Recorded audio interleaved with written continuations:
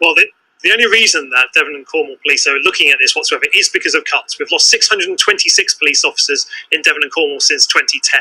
Merger of back office services makes perfect sense in terms of sharing those costs, but going further than that, where it's done appropriately for police need, then that sounds okay. Where it's done to just simply cover police cuts, then I'm more concerned about it. I want to make sure the distance between those people in command and the frontline police officers is not going ever further. And with a larger area and fewer police officers, there's a risk that our officers are spread more thinly.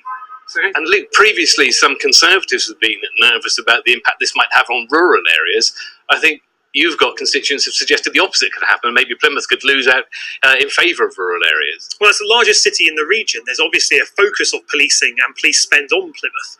I think as you add more rural areas into that, there's going to be that priority to dilute the police officers that we have even further. But there's one thing talking about the mechanics of how big the area should be. We also need to remember that we need to retain the police officers we've got, and that means paying them a decent wage. So in terms of cutting back office services, when their pay is capped at 1%, we're not paying our police officers that decent wage. That needs to be factored into the maths of how this new combined force could work.